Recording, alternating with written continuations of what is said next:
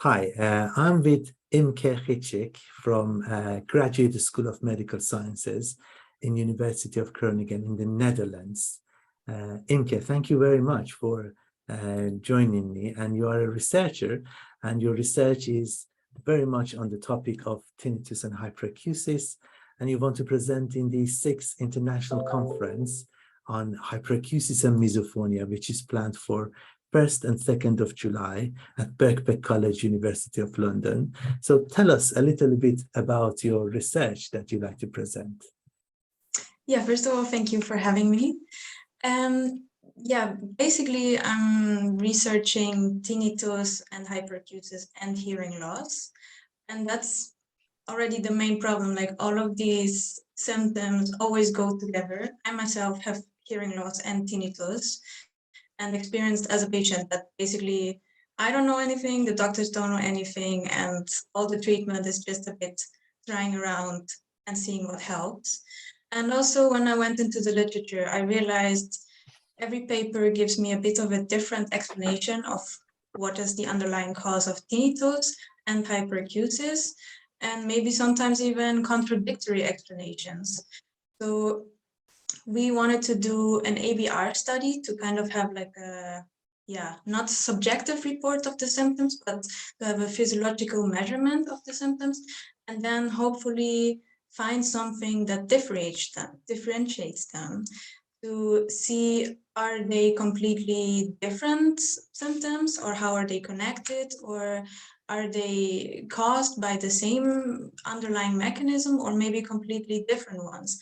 And then based on that, of course, for the future, the question is, how can we treat them the best? How fascinating. So you actually used ABR in order to see whether you can distinguish people with tinnitus combined with hyperacusis from people with tinnitus only. Yes, because basically there is already quite a few studies on tinnitus as compared to normal hearing people.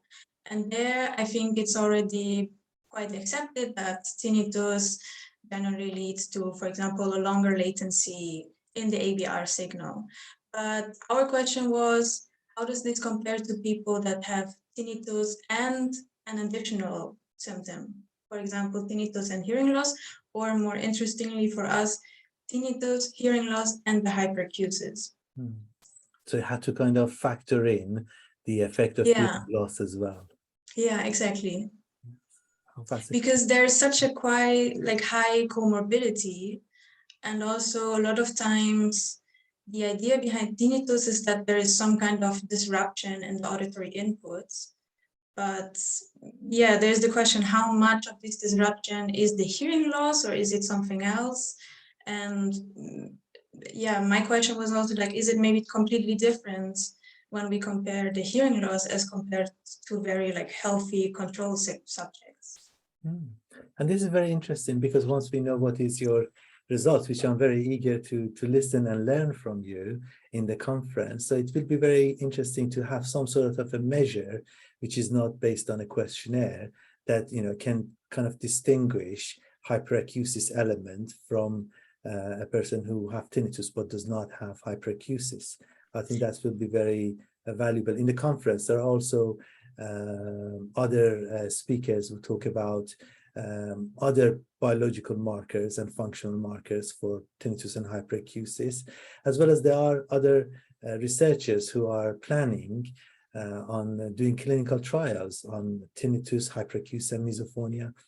So it will be good that they can also learn your method and see if there is any scope of using ABR, if you like, as a part of the assessment protocol in a clinical trial.